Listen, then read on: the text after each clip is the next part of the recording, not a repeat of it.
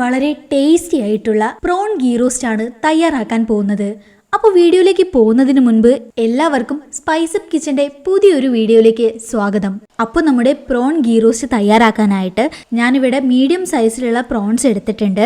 ഇത് നമുക്ക് ആദ്യം മാരിനേറ്റ് ചെയ്തെടുക്കണം. അതിനായി 3 ടേബിൾ സ്പൂൺ തൈരും ഇഞ്ചി വെളുത്തുള്ളി പേസ്റ്റും കാശ്മീരി മുളക് പൊടിയും മഞ്ഞൾപ്പൊടിയും കുരുമുളക് പൊടിയും ആവശ്യത്തിനുള്ള ഉപ്പും ഇട്ട് നന്നായിട്ടൊന്ന് മാരിനേറ്റ് ചെയ്തെടുക്കാം.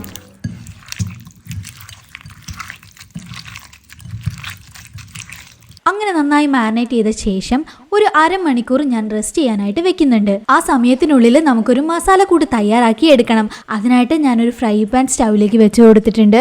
പാൻ ചൂടായ ശേഷം കുറച്ച് ഉലുവ, 2 പീസ് പട്ട, ഒരു 3 ഗ്രാമ്പു, 1 ടീസ്പൂൺ കുരുമുളക്, 1 ടീസ്പൂൺ മല്ലി, 1 ടീസ്പൂൺ പെരുംജീരകം, 1 ടീസ്പൂൺ നല്ല ജീരകം, ഒരു 7-8 വറ്റൽമുളകും കൂടി ഇട്ട് കൊടുത്ത് നമുക്കിതൊന്ന് നന്നായിട്ട് റോസ്റ്റ് ചെയ്തെടുക്കണം.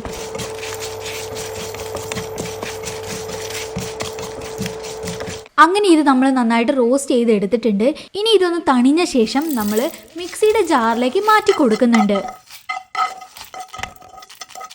എന്നിട്ട് ഇതിലേക്ക് ഒരു 8 അല്ലി വെളുത്തുള്ളിയും കുരു കളഞ്ഞ പുളി വെള്ളത്തിൽ ഇട്ട് വെച്ചതും അത് വെള്ളത്തോട് കൂടി തന്നെ ഇതിലേക്ക് ഒഴിച്ചു കൊടുക്കുന്നുണ്ട്. എന്നിട്ട് ഇത് നല്ല പേസ്റ്റ് രൂപത്തിൽ അരച്ചെടുത്തിട്ടുണ്ട്. ഇത് അരച്ചെടുക്കുന്ന സമയത്ത് ആവശ്യമുണ്ടെങ്കിൽ മാത്രം കുറച്ച് വെള്ളം കൂടെ ആഡ് ചെയ്യാവുന്നതാണ്. അങ്ങനെ ഇപ്പോൾ 1 മണിക്കൂറിന് ശേഷം നമ്മൾ റെസ്റ്റ് ചെയ്യാൻ വെച്ച പ്രോൺസ് ഫ്രൈ ചെയ്തെടുക്കണം. അതിനായിട്ടൊരു പാൻ സ്റ്റൗവിലേക്ക് വെച്ച് കൊടുത്തിട്ടുണ്ട്. അതിലേക്ക് നെയ്യും ഇട്ട് കൊടുത്തിട്ടുണ്ട്. നെയ്യ് നന്നായിട്ട് ചൂടായ ശേഷം നമ്മൾ മാരിനേറ്റ് ചെയ്ത് വെച്ച പ്രോൺസ് ഇതിലേക്ക് ഇട്ട് കൊടുക്കുന്നുണ്ട്.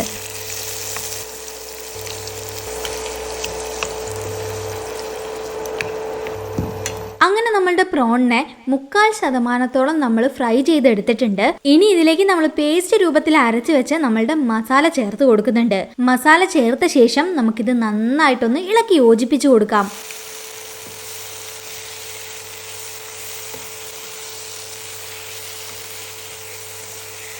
നമ്മുടെ മസാല നല്ല തിക്കായതുകൊണ്ട് തന്നെ മസാല അരച്ചെടുത്ത മിക്സിയുടെ ജാറിലേക്ക് കുറച്ച് വെള്ളം ഒഴിച്ചു കൊടുത്ത് ആ ഒരു വെള്ളം കൂടി ഇതിലേക്ക് ഒഴിച്ചു കൊടുത്തിട്ടുണ്ട്.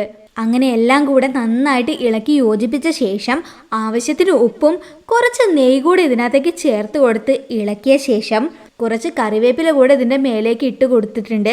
അങ്ങനെ ടേസ്റ്റി ആയിട്ടുള്ള നമ്മളുടെ പ്രോൺ ഗീ റോസ്റ്റ് തയ്യാറായിട്ടുണ്ട്. ഇത് ചൂടോടുകൂടെ തന്നെ സെർവ് ചെയ്യാവുന്നതാണ്. അപ്പോൾ ഈ ഒരു വീഡിയോ നിങ്ങൾക്ക് ഇഷ്ടപ്പെട്ട് കാണുമെന്ന് പ്രതീക്ഷിക്കുന്നു. ഇഷ്ടപ്പെട്ടിട്ടുണ്ടെങ്കിൽ ചാനൽ സബ്സ്ക്രൈബ് ചെയ്യാനും ഷെയർ ചെയ്യാനും മറക്കരുത്. അപ്പോൾ മറ്റൊരു വീഡിയോയുമായി വീണ്ടും കാണാം.